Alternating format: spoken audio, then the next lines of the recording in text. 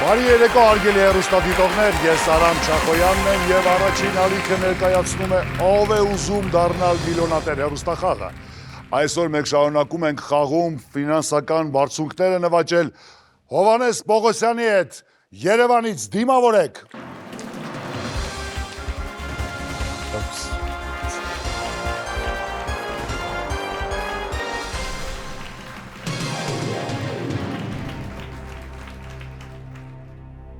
Բարի վերադարձ խաղ, Հովհաննես։ Շնորհակալ եմ։ Հուսով եմ դուք հասցրեցիք ընտելանալ խաղին դեռ մեկ շաբաթ առաջ։ Այո, Այսօր ավելի վստահ եւ ավելի պատրաստ եք շարունակել խաղը։ Հիշեցնում եմ մեր հեռուստադիտողներին, ինչպես նաեւ ինչու ոչ ձեզ, որ ձեր առաջադիմությունը խաղում հասել է 6-րդ հարցին, որի արժեքն է 50,000 դրամ, որը մենք նույնիսկ չհասցրեցինք հնչեցնել եւ ժամանակն է շարունակել խաղը։ Պատրաստ եք։ Մեծ սիրով։ Հարգելի հեռուստադիտողներ, մենք խաղում ենք «Ով է ուզում դառնալ միլիոնատեր» Հովհաննես Պողոսյանի հետ Երևանից։ Հարց 6-րդ արժեքը 50,000 դրամ եւ հարցը անագրամա կամ բառագումար։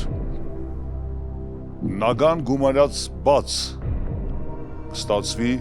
ինչ։ Բանագնաց, բանսարկու, ցանկապատ, գրկաբաց։ Հովհաննես, ծանոթ է ձեզ անագրամա տեսակի առաջադրանքը։ Այո, ծանոթ է։ Չէի ասի, թե իմ ուժեղ կողմերից է, բայց փորձենք։ Նագանը, եթե չեմ սխալվում,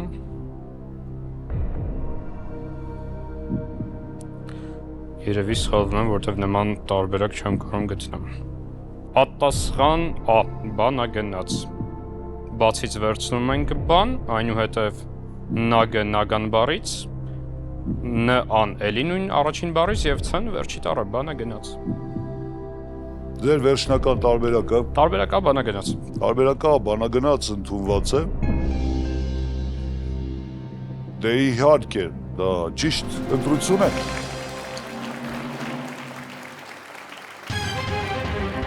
Հաջորդ հարցը արժեքը 100,000 դրամ։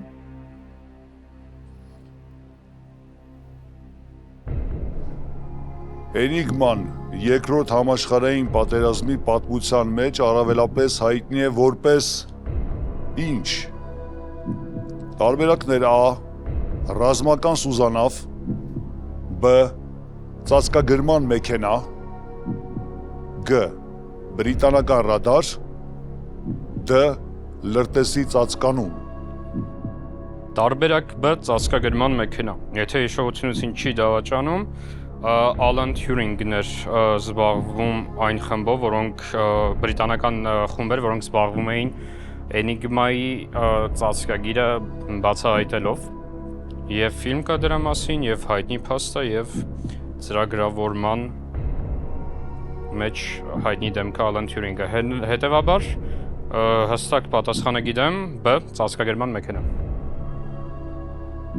Դա ձեր վերջնական Դա պատասխան։ իմ վերջնական պատասխանն է։ Տարբերակ B. Ծածկագրման մեքենա ընդունված է։ Նույնիսկ տեղ չթողեցիք որևիցե բան ավելացնեմ, Հովհաննես։ Միայն թե կարող եմ ասել, որ էնիգման թարգմանաբար նշանակում է գաղտնիք։ Եվ դա ճիշտ պատասխան է։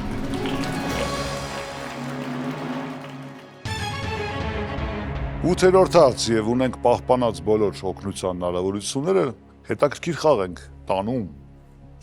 Հովհաննես, որ վեպն է սկսվում հայտնի մտքով։ Բոլոր երջանիկ ընտանիքները նման են իրար։ Սամվել, հայրեր եւ որդիներ, Աննա Կարենինա, Տիկին Բովարի։ Իմ մտքում առաջինը այս արտահայտությունը եկավ ռուսերենով, բոլոր երջանիկ նման են իրար եւ տարբեր են դժբախտությամբ, եթե չեմ սխալվում, հետեւաբար ռուսական է։ Սամվելը բնականաբար բացառում ենք այս դեպքում, եթե չեմ սխալվում, Աննա Կարենինան է այդպես սկսում։ Երջանիկներն բոլոր երջանիկ ընտանիքները նման են իրար։ Սամվելը սկսում էր Արարատյան դաշտի լուսապայծառ առավոտ էր, եթե չեմ սխալվում։ Տիկին Բովարին ցավոք սրտի անծանոթ է, դա կողվի խաղից հետո։ Իսկ հայրեր եւ որդիները Հայրեր եւ որդիներ։ Ես հակված եմ Տուրգենևը հայրեր եւ որդիների հեղինակն է։ Բայց հայրեր եւ որդիները չեմ կարդացել։ Հետևաբար Իսկ Աննա Կարենինան Լև Տոլստոյի կարդացել եմ բավականին վաղուց։ Տեքս հարցը մենք 8-րդի վրա ենք, չէ՞։ Չէ, դեռևս օգտագործեմ օգնության հնարավորություն։ Տարբերակ Գ Աննա Կարենինա։ Այս դեպքում կօգտվենք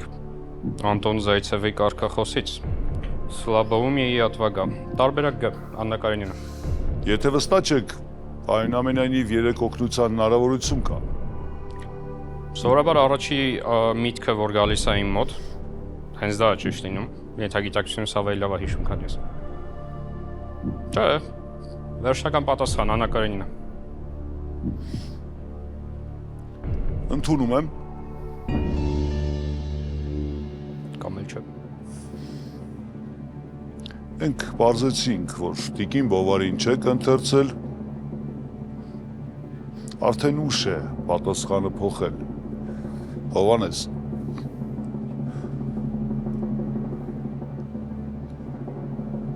Սամվելը շատ ճիշտ վերլուծեցիք, որ այլ կերպ է սկսում ստեղծագործությունը։ Հայրեր եւ որդիներից ոչինչ չնշեցիք։ Շատ ափսոս, որ չեք կարդացել, իմիջիալոց խորհուրդ եմ տալիս։ Շատ ընդհանրություններ կգտնեք մեր ժամանակների հետ։ Բոլոր երջանիկ ընտանիքները նման են իրար։ Եվ յուրաքանչյուրը դժբախտ է յուրովի։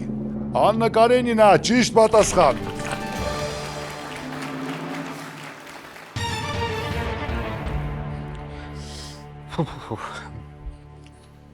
Բաց չէ։ Շնորհակալ եմ, բայց այդ վերջի պահը շատ լարված էր։ Դե կարծում եմ դա չի խանգարում ձեզ շարունակել խաղը։ Բացարձակ։ Եվ հաջորդ հարցը, որի արժեքն է 450,000 դրամ։ Նշվածներից 3-ը կղզիա խմբերի անվանումներ են։ Մեկը ոչ։ Որն է դա։ Մելանեզիա, Մոլինեզիա, Միկրոնեզիա, Պոլինեզիա։ Լավ եք աշխարհագրությունից Հովանես։ Մինչև հարցը հնչեցնելը կարծում էի, թե այո։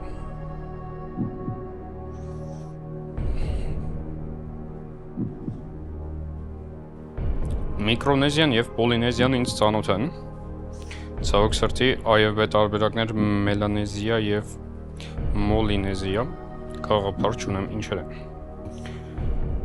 Բայց Միկրոնեզիան արդյոք կղզիախումբ էր թե ոչ։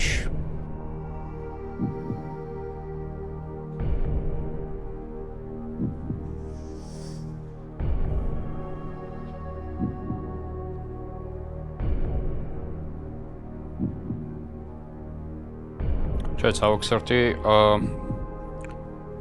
այն հարցը չի, որ փորձեմ տրամաբանելով գտնեմ, իսկ պատասխանը ես չգիտեմ։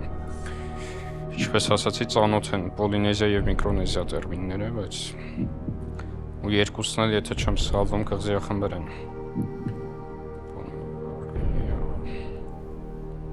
Միգուցե 50-50։ Չէ, 50-50 տարբերակը ենթադրում եմ թողնելու է այնպիսի արդյունք, որի ինձ օգուտ չի կարողանալ տա, այս դեպքում եկեք հարցը փոխելու տա օգնությունից օգտվենք։ Փոխում ենք հարցը։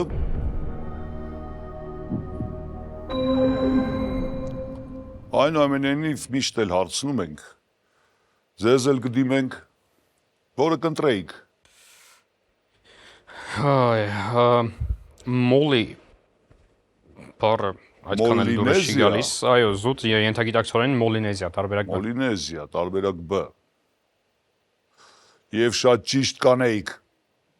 Դա էր ճիշտ պատասխանը։ Հովանես։ Այո։ Ինչպիսի է դա քրքիր, ձգտիկի անվանում է իմիջալոց։ Այո։ Ինչեւ է հարցը փոխված է եւ նույն արժեք 450,000 դրամ արժողությամբ հարցը դասականորեն որ գիտնականների անվան հետ է կապվում ԴՆԹ-ի երկպարույր կառուցվածքի մոդելը։ Տարբերակներ A. Պաստեր եւ Կյուրի, B. Դարվին եւ Ուոլես, G. Նյուտոն եւ Հուկ, D. Ուոտսոն եւ Քրիկ։ Ահա։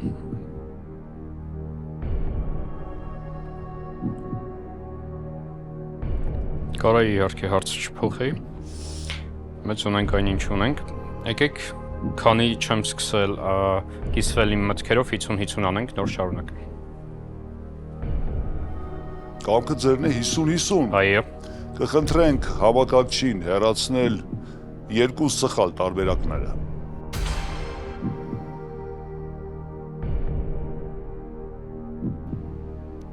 Հիմա փորձեցինք դրամաբանել։ Նախ ցավոք սրտի թող ներեն ինձ իմ կենսաբանության ուսուցիչները, բայց ես բավական հեռու եմ կենսաբանությունից, ցավոք սրտի։ Զուտ դրամաբանորեն կարամ հստակ ասեմ, որ դե Նյուտոնը չեմ կարծում թե ինչ-որ չափ ԴՆԹ-ի հետ կարար կապ ունենար։ Զուտ այդ լոգիկայով Watson եւ Crick։ Իսկ Հուկը Եթե Նյուտոնը չի արդեն էլ Հուկը ինձ թվում է առանձին չէ, ինքը մի տարբերակի տակ է նշված։ իսկ ինչով է Նյուտոնը։ Դե Նյուտոնը իր հայտնի 3 օրենքները հորինեց, գրավիտացիայի այդ ամեն ինչը արեց, լույսի տարբեր մասը, տարբեր գույներից բաղկացած լինելու հատկությունը, եթե չեմ սխալվում, նույնիսկ փոփոխականի փոխարինման դիֆերենցիալ հավասարումները ու դարավ 25 տարեկան։ Հետևաբար դժվար է ընթացքում ժամանակ ունենալ նաև դրանով զբաղվել։ Բնականաբար այս բանին բավականին կասկածում եմ, բայց ինչ անենք։ Ափսոս կլինի այս հարցի վրա բոլոր 3 հնարավորություններս ծախսեմ, բայց մյուս կողմից էլ սա մեր 9-րդ հարցն է, չէ՞։ Եկեք փորձենք նաև տեսնենք թե ինչ է մտածում մեր ընկերը դահլիճում։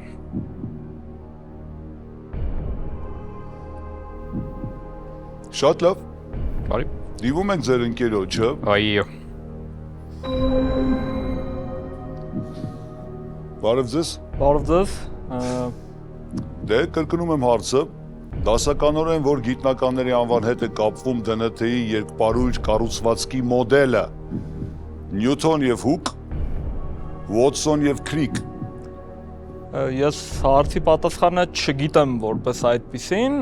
իմ տրամաբանությունը զուտ նա է, որ Հուկը առանցքականության օրենքների հետ կապ ունի եւ ԴՆԹ-ի պարույրը զսպանակի է նման, չգիտեմ ինչքանով է դա օգտակար ինֆորմացիա։ Watson-ին եւ Crick-ին չեմ ճանաչում։ Ես քանի որ հարցը անվան հետ է կապված, ոչ թե ասենք ԴՆԹ-ի հայտնագործելու կամ բանի, կարա Նյուտոնը եւ Հուկը լինի, բայց վստահ չեմ։ Չոբակ ցանկանաք լրացուցիչ էլի փոխանցել ձեր ընկերոջը։ Թող հավատա իր ինտուիցիային։ Ուղղակի հաջողություն ցանկացեք։ Հաջողություն։ Շնորհակալություն։ Շնորհակալություն։ Վերջի նախ շնորհակալություն դահլիճում գտնվող իմ ընկերոջը, եթե չլիներ վերջի ասածը, թող հավատա իր ինտուիցիային, ես Հուկի հետ կապված բավական հետաքրքիր բան ասեց, որ կարա եւ լինի երկպարույր կառուցվածքի հետ կապված։ Ցավոք սրտի ես չգիտեմ թե երբ են ընդհանրապես ԴՆԹ-ն։ ԴՆԹ-ն ինչպիսի տեսք ունի։ Հովանես։ Գլանաձև երկպարույր բարձրանում։ Այսպես միահյուսված, չէ։ Այո։ Կարա Կանել զսպանակի նման չէ, կարծում եմ մի քիչ ուրիշ կառուցվածքի մասին է խոսքը, բայց կարևորը երկպարույր։ Այո։ Բայց քանի որ Արմենը ինձ վերջում հույս տվեց, որպեսզի ես հավատամ իմ ինտուիցիային, ես կհավատամ իմ ինտուիցիային, ցավոք սրտի, այո, նույն լոգիկայով, Սլավոյի հատվագա, տարբերակ դա, Watson եւ Crick։ Watson եւ Crick, դա ձեր վերջին Ցավոք սրտի, այո։ տարբերակն է։ Կլինի, չէ, գոնե կիմանամ ով է երկարույժ կառուցվածքի Ընդունում եմ, տարբերակ D, Watson եւ Crick։ Գիտեք, հուկը մեծ գիտնական էր, որը չգիտես ինչու մեծ շատ դեպքերում ստվերում էր մնացել եւ Իսահակ Նյուտոնի մասին բավականաչափ բան ասացի, որպեսզի մենք եւս մեկ անգամ հասնենք նրա մեծագույն ներդրումը ժամանակակից ֆիզիկայի եւ մեր պատկերացումների ասպարեզ։ Մի բան կարող եմ հավելել, նրա սահմանած մեխանիկայի օրենքները իդեալական աշխատում էին ամեն ինչի համար, նույնիսկ տիեզերական մեխանիկան, որտեղ որ բարդագույն հաշվարկներ են, սակայն Մերկուրի ուղեցնում ինչ-որ մի պա եկավ, որը որ նրա առաջարկած մեխանիկան չէր կարողանում բացատրել, այդ խնդրով մտահոգվեց Ալբերտ Էյնշտեյնը եւ առաջարկեց հարաբերականության տեսությունը։ Ինչ վերաբերվում է Watson-ին եւ Crick-ին, նրանք Նոբելյան մրցանակ են ստացել հենց ԴՆԹ-ի երկպարույր կառուցվածքի մոդելի համար եւ դա ճիշտ պատասխան է։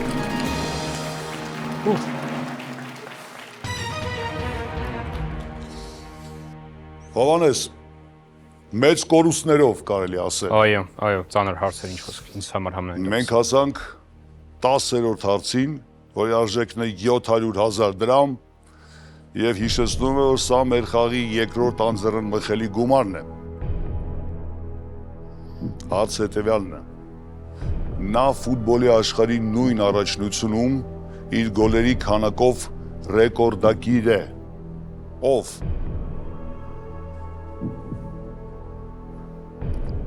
Գերդ Մյուլեր, Պելե, Ժուստ Ֆոնտեն, Ֆերենց Պուշկաշ։ Չեք պատկերացնում ինչ տիպի է հենց հիմա պետք անգերոջ օգնությունը այս հարցի համար։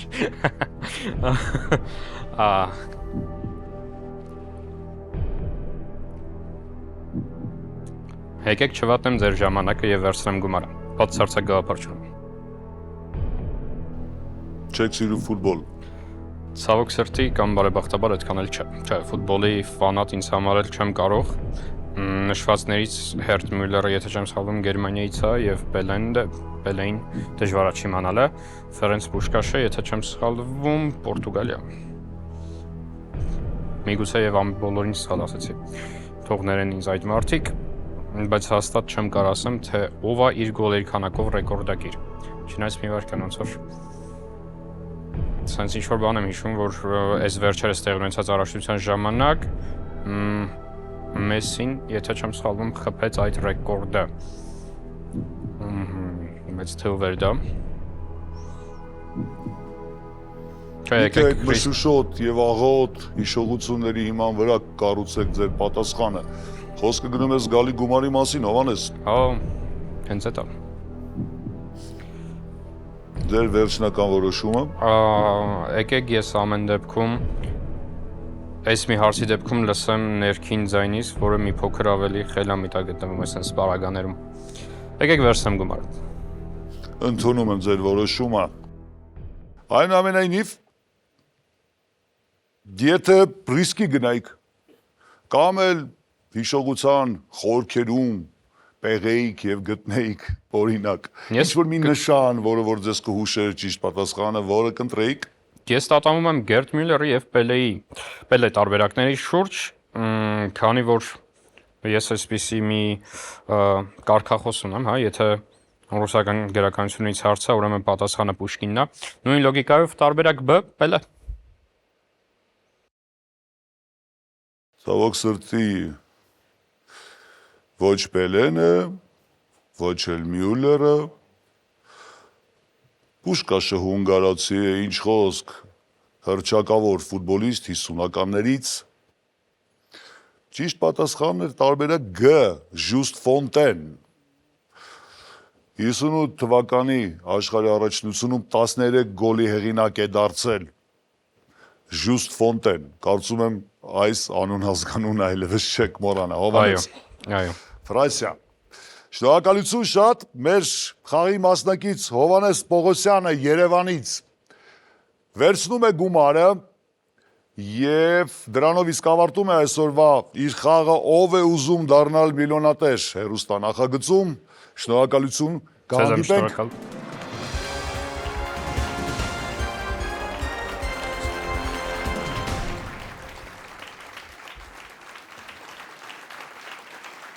Նոր ընտրական փուլ եւ 6 նոր մասնակից, իսկ ով նրանցից կզբաղեցնի խաղացողի աթոռը, կիմանանք հենց հիմա։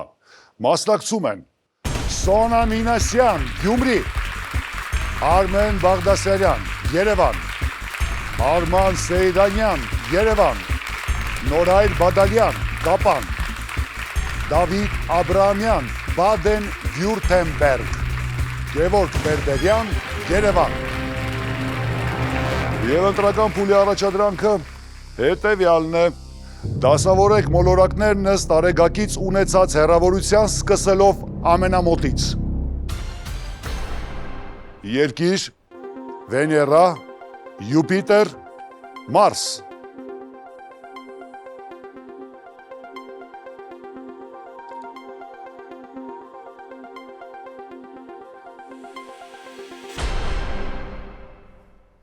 Ճիշտ հերթականությունը Վեներա,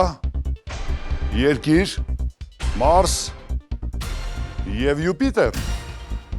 Ճիշտ են պատասխանել 3 մասնակից։ Եվ ամենաարագն է Դավիթ Աբրահամյանը։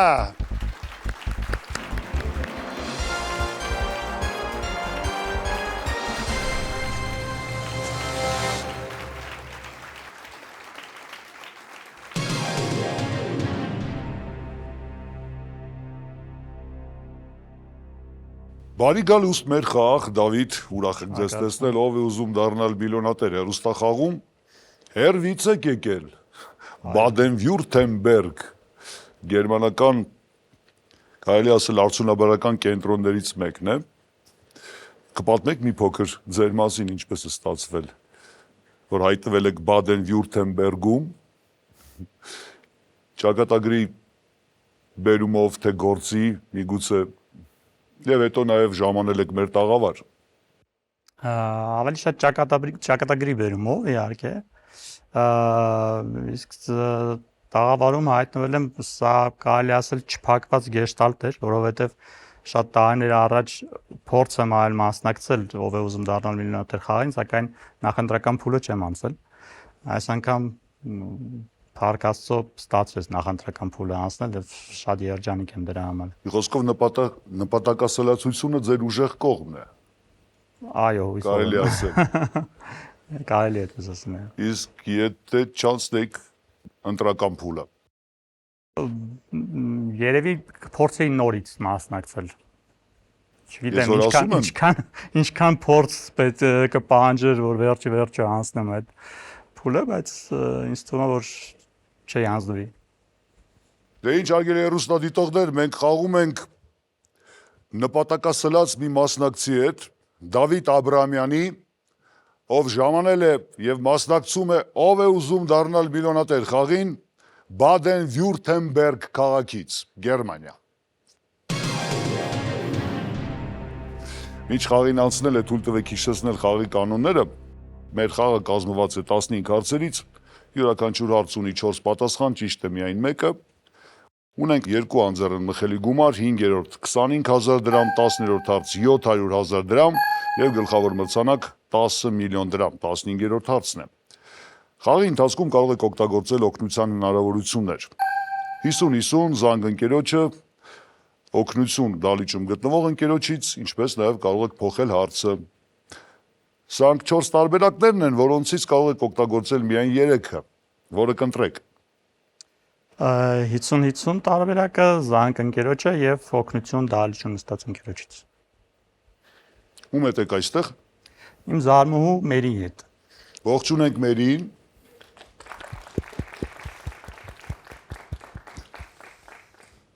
Եվ մենք խաղում ենք ով է ուզում դառնալ միլիոնատեր հեռուստախաղը Դավիթ Աբրամյանի հետ Բադեն-Վյուրթեմբերգից։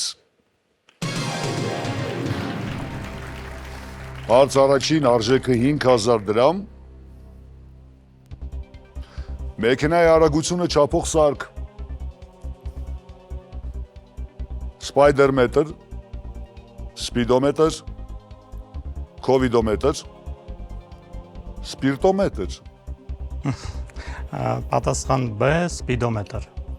Պատասխան B իհարկե ճիշտ է, 5000-ը ձերն է։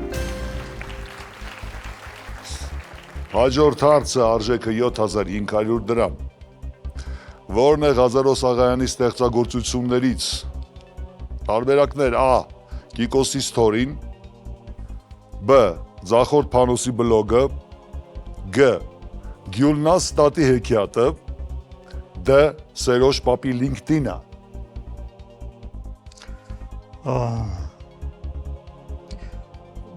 Բացառության կարգով ճիշտ ասած ես այլ տարբերակ եմ սպասում որպես ճիշտ, բայց Կիկոսի ստորին այլաբանությունը, բլոգը նույնպես, LinkedIn-ը նույնպես, Գյուլնաս տատի հեքիաթը պատասխան G։ Տարբերակ G. Գյուլնաս տատի հեքիաթը իհարկե ճիշտ է։ Եվ երրորդ հարց, արժեքը 10000 դրամ։ Այդ գետը կարելի է տիտրոսակի համարել։ Պարանա, Ռոն, Դոն Կորլեոնե։ Տիտրոսակի Դոնն է երևի, Դոնը նույնպես իտալական տիտրոս է, կարծեմ։ Պատասխան G, Դոն։ Ընդունում եմ, տարբերակ G, Դոն, դե իհարկե, Դոն։ Մտովի իտալական մաֆիան հիշեցինք, չէ՞։ Ինչ խոսք, հաջորդ հարցը արժեքն է 15000 դրամ եւ հարցը էկրանին է։ Ինչպես է կոչվում 180 աստիճան ունեցող անկյունը։ Սփռված, փռված, թքված, պարկած։ Պատասխան B, փռված անկյուն։ Փռված, Այո։ ընդունված է, տարբերակ B։ Իհարկե դա ճիշտ ընտրություն չէ։ Առաջին անձեռն մխելի գումարի հարցը, թվով 5-րդ 25000 դրամ։ Ձեր զավակի մորական տատիկի որդին ձեզ համար ով է։ Եղբայր, որդի, աներորդի, քերի։ Ձեր զավակի մորական տատիկի որդին։ Իմ զավակի Զավակներ ունեք, Դավիթ։ Այո, մորական տատիկի որդին իմ համար աներորդին է, պատասխան G։ Պատասխան G, աներորդի։ Այո, Ընդունում եմ։ Ունեք աներորդի, այո, երկուսը։ Նույնիսկ։ երկուսն են։ Դե կարող եք ողջունել նրանց, հիմա եթե դիտում են մեզ։ Ողջունում եմ իհարկե Ռուսաստանում եթե կնայեն։ Իսկ նրանք կարող են ուրախանալ ձեզ համար, որովհետև ունեք առաջին անձեռն մխելի գումարը։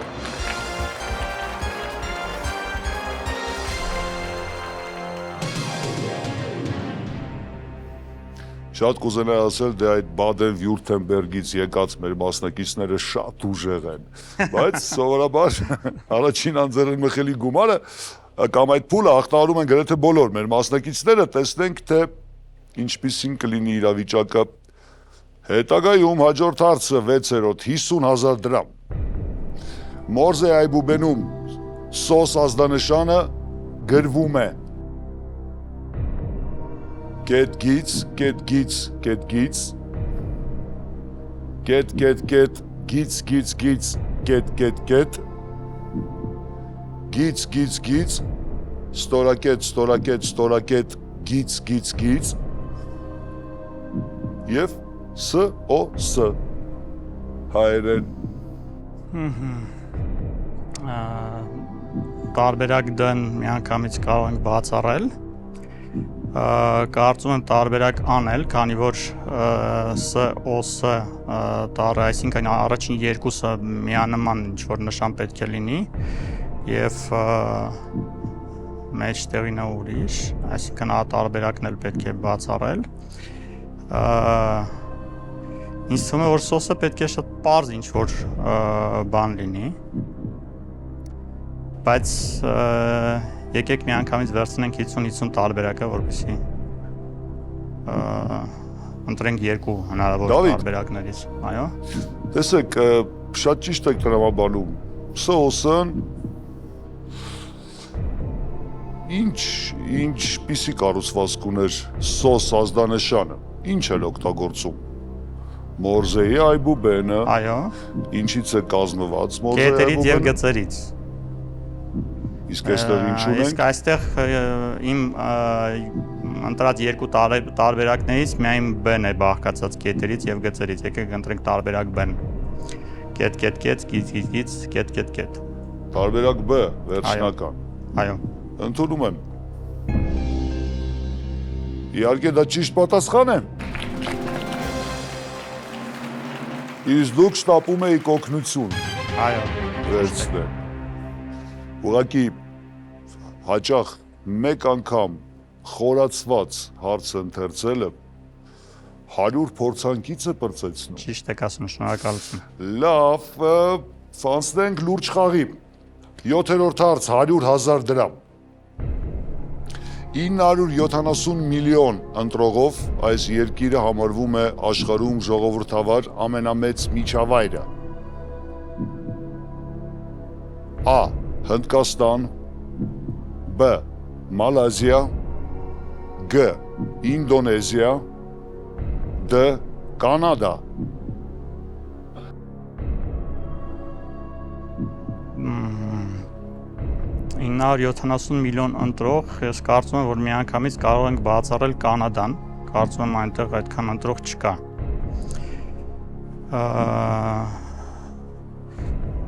Ամենամարդաշատ երկիրը Հնդկաստանն է, որը Չինաստանին գերազանցել է երևի մի 2 տարի առաջ։ Այնտեղ 1.5 միլիարդ համարյա մարդ կա։ Մալազիայում եւ Ինդոնեզիայում նույնպես մարդաշատ են կարծում եմ, բայց հարցնանում եք կարող ենք Հնդկաստանը ժողովրդավար ամենամեծ միջավայրը համարել, կարծում եմ այո։ Եկեք ընտրենք տարբերակ A Հնդկաստան։ Վստահ եք։ Ոչ, վստահ չեմ, բայց այնուամենայնիվ կընտրեմ տարբերակ A Հնդկաստանը առանց օգնության հնարավորության դիմելու։ Պնդում եք։ Այո։ Այսինքն Ինդոնեզիան, Մալազիան։ Հարցնանում է, որ աշխարհում ամենամեծ միջավայրը։ Հարցը այսպես է դրված։ Միգուցե Ինդոնեզիայում եւ Մալազիայում էլ շատ ընտրողներ կան, բայց ամենամեծը կարծում եմ Հնդկաստանն է։ Ընդունում եմ տարբերակա Հնդկաստան։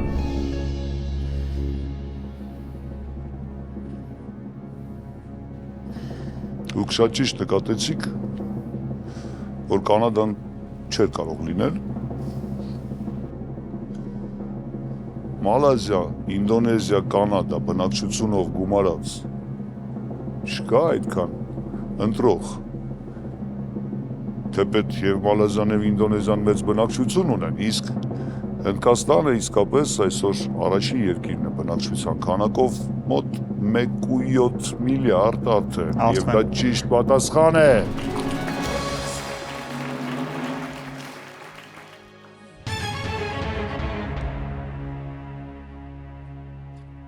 Հարց 8-րդ արժեքը 250,000 դրամ։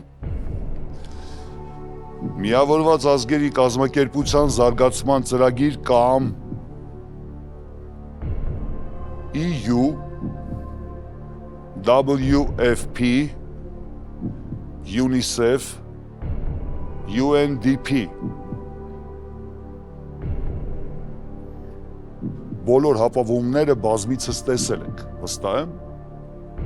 Այո։ Թե կա ինչ-որ մեկը, որ անծանոթ է։ Ուն դա Եվրոմիությունն է։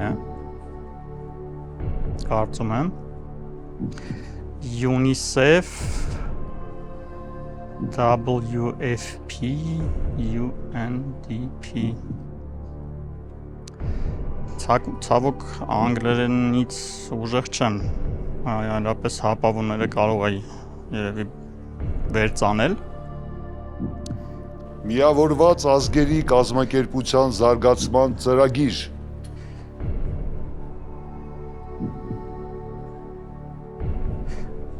Միավորված ազգերի կազմակերպության զարգացման ծրագիր։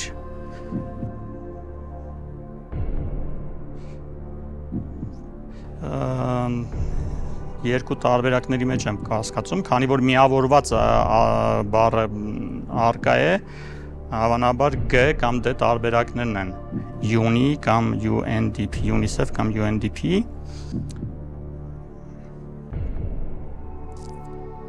UNDP ազգեր դա այն բառն է, DP ծրագիր կարծեմ program ինչ որ այդպիսի մի բան պետք է լինի։ Եկեք ընտրենք տարբերակ D UNDP։ Միգուցե 50-50 զանգ ընկերոջը, դիմեք ձեր զարմուհուն, գնալ ռիսկի, վերցնել գումարը։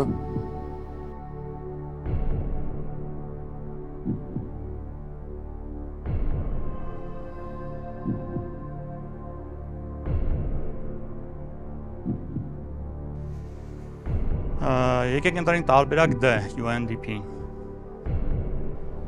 Տարբերակ D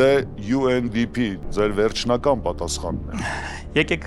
հարցնենք իմ զարմուն դահլիճում նստած, միգուցե նա կարողանա ուշել։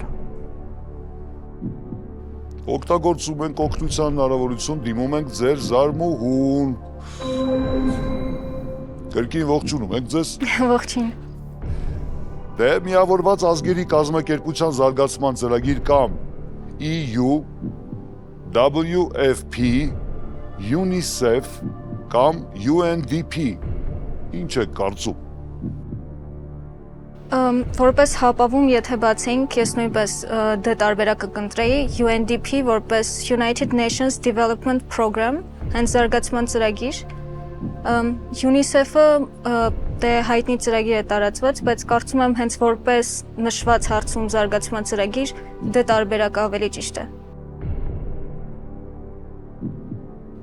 Ինչ-որ բան ցանկանաք հավելել։ Հաջողություն իհարկե։ Շնորհակալություն։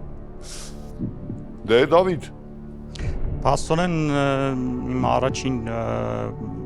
գաղափարը ճիշտ էր։ Տարբերակ D UNDP։ Ընդունում եմ։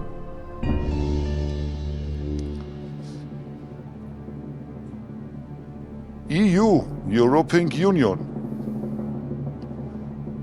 WFP, World Food Program, Բարենի համաշխարհային ծրագիր, UNICEF, UNDP թե UNICEF, դուք հենց ի սկզբանե տատանվում եք այս երկու տարբերակներում ՄԱԿ-ի մանկական հիմնադրամ, UNICEF եւ UNDP միավորված ազգերի կազմակերպության զարգացման ծրագիր, ճիշտ պատասխանը D։ Շնորհակալություն մերին։ Այո, շնորհակալություն, միացյալ ուժերով մենք հասանք 9-րդ հարցին, որի արժեքն է 450,000 դրամ։ Որ թվականին է հիմնադրվել Հայաստանի Հանրապետության Գիտությունների ազգային ակադեմիան։ 1933, 1943, 1953, 1960 Հստակ պատասխանը չգիտեմ։ 1933 1943 1953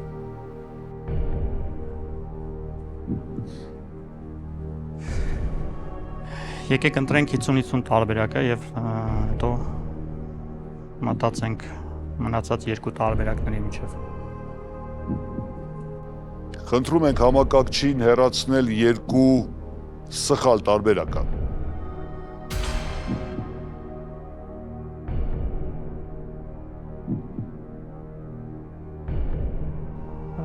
Կարծում եմ, որ 1960-ը դա բավականին ուշ է Գիտությունների ազգային ակադեմիայի հիմնադրման համար։ Եկեք ընտրենք տարբերակ B 1943։ 1943 Այո։ վստահում եք մեր համակարգչին, կարելի ասել։ Ցավոք համակարգիչը մի սխալ պատասխան թողել է եւ հավանականությունը ճիշտ պատասխանի 50-50 է։ Դե էլի համակարգիչ, որ գոնե մի սխալ պատասխան Այո, այնուամենայնիվ ընտրում եմ տարբերակ B 1943։ Դավիթ, այսինքն կարծում եք, որ պատերազմի ընթացքում երկրորդ համաշխարհային Հայաստանում հիմնվել է Գիտությունների ազգային ակադեմիա։ Ես էլ էի դրա մասին մտածում, որ 1943-ին երկրորդ համաշխարհային մեծ հայերենական պատերազմի ժամանակ է, բայց կարծում եմ, որ այո, հնարավոր է միգուցե նաև գիտության խթանումն էլ պետք է օգներ երկրորդ համաշխարհայինում հաղթանակ տանելուն եւ դրա համար հիմնվել է ազգային ակադեմիան։ Այո, կարծում եմ, որ 43-ին է հիմնվել։ Եկեք հաստատենք ձեր կարծիքը։ Վերջնական պատասխան 1943 տարբերակ B։ Տարբերակ B 1943 ընդունված է։ Հայաստանի Գիտությունների ակադեմիա հիմնադրվել է Հովսեփ Օրբելիի կողմից։ Առաջին նախագահն է եղել մինչև 1947 թվական։ Եվ ակնհայտ է դառնում, որ դուք ճիշտ ընտրություն կատարեցիք։ Դավիթ, մենք հասանք երկրորդ անձեռնմխելի գումարին 700,000 դրամանոց հարց եւ չօգտագործած մեկ օգնության հնարավորություն դա զանգակերոջն է։ Խնդրեմ։ Այս հայտնի անձանցից 3-ը փայլուն փառք ունեն, մեկը ոչ։ Ով։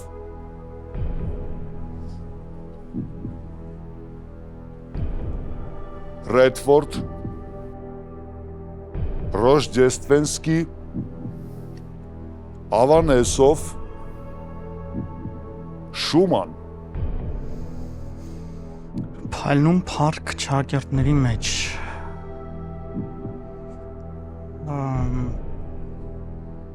Որպես ավելի պարզ դառնա, դրանցից մեկի անունը թարգմանաբար կամ իմաստային նշանակում է փայլուն փառք։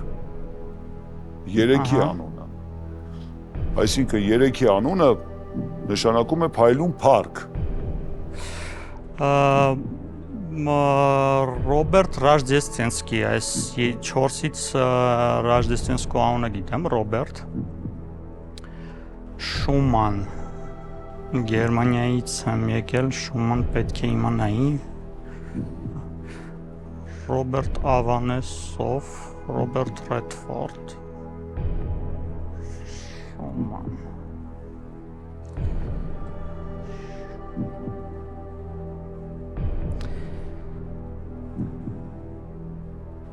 Եկեք, քանի որ սա երկրորդ անձեռնմխելի գումարն է, եկեք փորձենք զանգել ընկերոջը։ Զանգանում ենք Դավիթ Աբրամյանի ընկերոջը անունը։ Էրիկ։ Էրիկ, զանգանում ենք Էրիկին։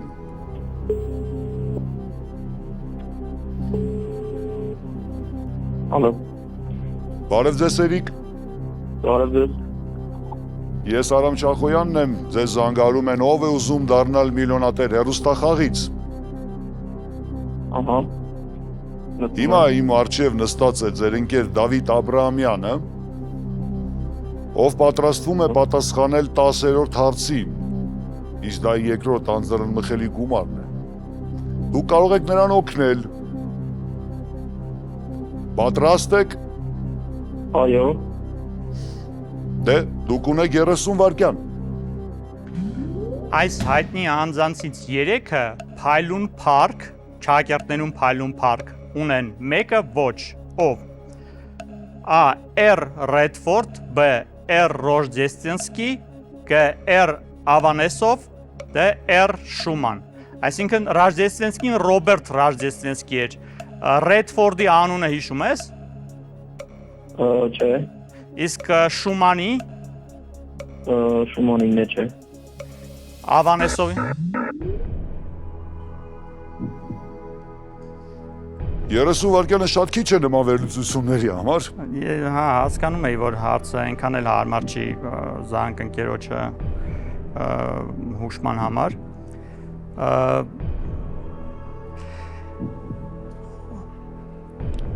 Նշված անձանցից մեկի անունը տարբերվում է մնացածից։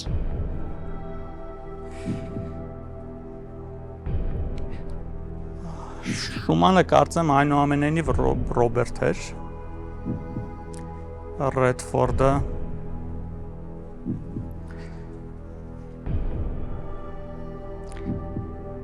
Ռոբերտ Ավանեսովին ցավոք ընդհանրապես չգիտեմ։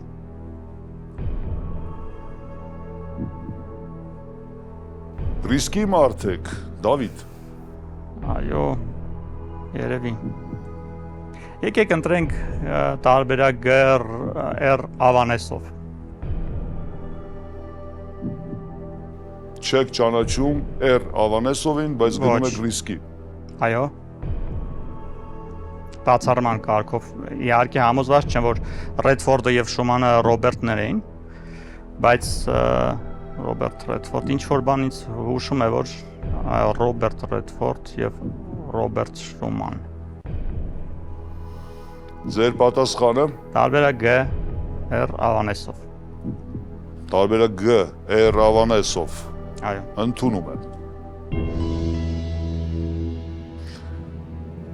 Շատ ճիշտ նկատեցիք, Ռոժդեստինսկին ԽՍՀՄ շատ հայտնի պոետ Ռոբերտ, ճիշտ է։ Շումանը կոմպոզիտոր, Այո։ նույնպես Ռոբերտ։ Redford-ը 81 թվականին արժանացել է Օսկարի որպես ռեժիսոր առաջին իսկ ֆիլմի համար, այդպես սովորաբար չի լինում, Օսկարին հասնելու համար փորձ է պետք մեր պատկերացմամբ, իսկ դա նրան հաջողվել է։ Անպարկեշտ առաջարկ ֆիլմը ձեզ միգուցե ծանոթ լինի։ Լսել եմ, բայց ոչ։ Այնտեղ նա մեծ հարուստի դեր խաղաց, որ անպարկեշտ առաջարկություն էր անում։ Իսկ Ավանեսովը հայտնի, ԽՍՀՄ շատ հայտնի թղթակից անդամ գիտությունների ակադեմիայի, խոշոր գիտնական, բանասեր։ Redford-ը Ռոբերտ է, իսկ Ավանեսովը Ռուբեն։ Իսկ դա նշանակում է, որ երկրորդ անձեռն մխելի գումարը ձերն է։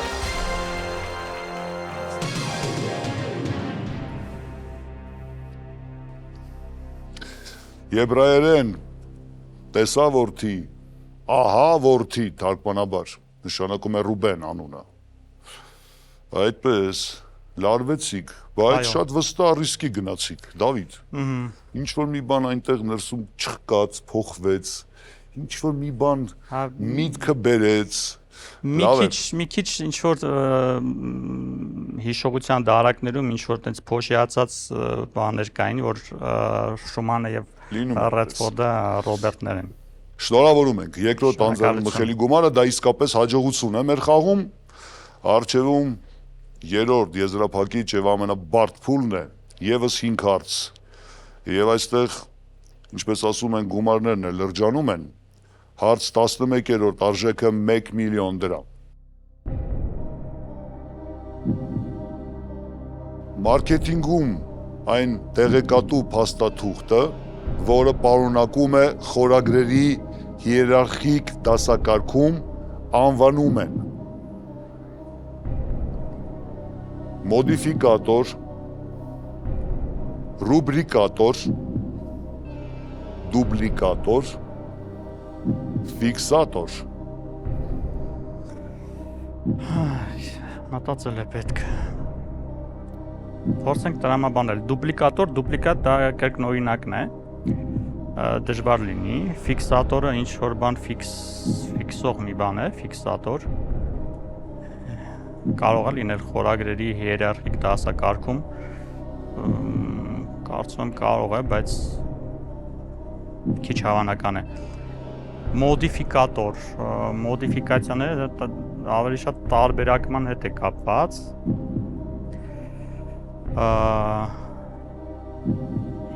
Խորագրերի հիերարխիկ դասակարգում ինձ թվում է, որ ամենահավանական տարբերակ B-ն է ռուբրիկատոր, եւ քանի որ հիմա ռիսկի բան չկա, ցանկացած դեպքում երկրորդ անձեռնամխը լինի իմն է, վստահ կարելի է պատասխանել B ռուբրիկատոր։ Այդքան վստահ։ Դե փորձենք տեսնենք։ Ոչ մոդիֆիկատոր, ոչ դուպլիկատոր, ոչ ֆիքսատոր, այլ վստահ տարբերակ B ռուբրիկատոր։ Այո։ Ցավոք օգնության հնարավորություն այլևս չունեմ։ Այնպես որ տարբերակ B ռուբրիկատոր։ Ռուբրիկա բառը ինչ որ բան նշանակում է, ռուբրիկա այնուամենայնիվ խորագրերի հիերարխիկ դասակարգման մոտ է ինձ թվում է։ Տարբերակ B ռուբրիկատոր։ Ընդունում եմ տարբերակ B ռուբրիկատոր։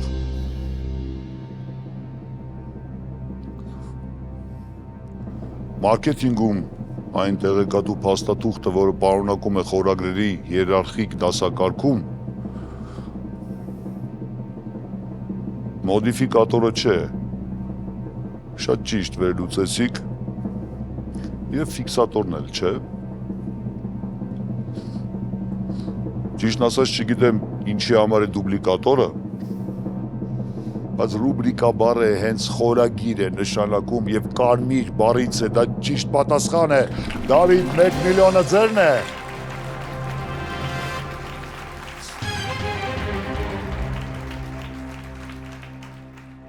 Հարց 12-րդ,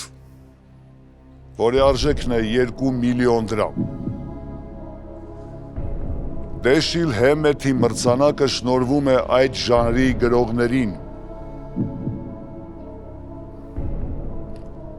Ֆանտաստիկա,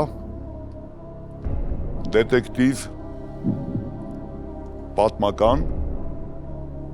սիրավեպ։ Քանի որ ընդհանրապես պատկերացում չունեմ, թե ով է Դեշիլ Հեմեթը, եւ այդ մրցանակի մասին ոչինչ չեմ լսել։ Իսկ ինչ մրցանակներ գիտեք գրականության։ Գրականության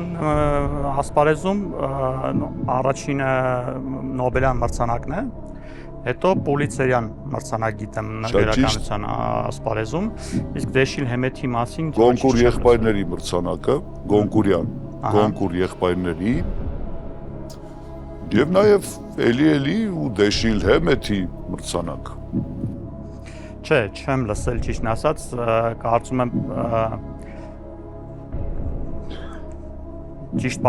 պատասխանելու հավանականությունը այստեղ ընդամենը 25% է, որովհետև բոլոր 4 տարբերակները հնարավոր են, ոչ մեկը չեմ կարող բացառել։ Խաղը կոչվում է ով է ուզում դառնալ միլիոնատեր, 1 միլիոնն արդեն ունեմ։ Դարձել եմ միլիոնատեր կարելի ասել, սրանով կարելի է սահմանափակվել։ Թեպետ երբեք խորագրում կամ մեր ծրագրում չի նշում ով է ուզում դառնալ 2 միլիոնատեր, այնուամենայնիվ դուք այդ հնարավորությունը ունեք։ Այո, բայց կարող եմ ծրագիր մինիմումը իրականացրել եք, 1 միլիոնը ձերն է։ Դա նույնիսկ մինիմումը չէր, մինիմումը նախընտրական փուլն անցնել էր ինձ համար։ Այնուամենայնիվ 300,000 կորցնելը այնքան էլ հաճելի բան չէ։ Եթե ինչ-որ մի տարբերակի վրա կասկածեի հակված լինեի գոնե ինչ-որ մի տարբերակին, իմաստուն էր ռիսկի գնալ, քանի որ այս բոլոր 4 տարբերակները ինձ համար հավասար հնարավոր են, այնուամենայնիվ ռիսկի չեմ գնա եւ կվերցնեմ գումարը։ Չեմ համոզում ձեզ շարունակել խաղը։ Ոչ։ Չեմ էլ պնդում, որովհետև հոյակապ խաղ տեսանք ձեր կատարմամբ, Դավիթ։ Ինչպես հասկանում եմ, ձեր որոշումն է վերցնել 1 միլիոնը Այո։ եւ գեղեցիկ ավարտել խաղը։ Այո։ Միլիոնը ձերն է։ Շնորհակալություն։ Այնուամենայնիվ, հիմա հեռուստաէկրանների մոտ խաղը դիտող մեր հեռուստադիտողը վստահ եմ սպասում է որն էր ի վերջո Դեշիլ Հեմեթի մրցանակը շնորհվող ժանրը գրողների շրջանում եւ ինչ կընտրեիք։ Չնայած ասացի, որ տրամաբանելը այստեղ անիմաստ է, բայց այնուամենայնիվ փորձենք հիմա առանց լարվածության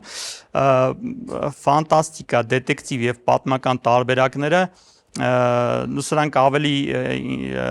ինձ համար ավելի սիրելի են եւ կարծում եմ եթե այդպիսի ինչ որ մրցանակ լիներ գուցե եւ լսած լինեի այնպես որ կընտրեի տարբերակ D սիրավեպ Դեշիլ Հեմետը ադապտացված սցենարի համար Օսկար է ստացել։ Ահա։ Նրա հայտնի գործերն են Մալթիական բազե, Նիար տղամարդը, ապակե բանալի եւ հիմնականում նա ստեղծագործում է նուար եւ դետեկտիվ ժանրում։ Տարբերակ B-ն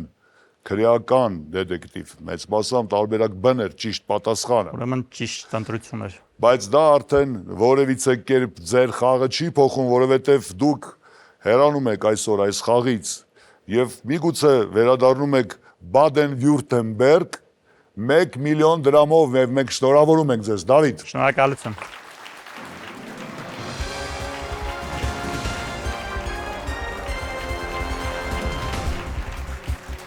Եվ այս հաղթական տրամադրությամբ էլ ավարտում ենք այսօրվա խաղը, իսկ մենք հանդիպենք արդեն նոր եթերաշրջանում։ Խնդրեմ, դեպի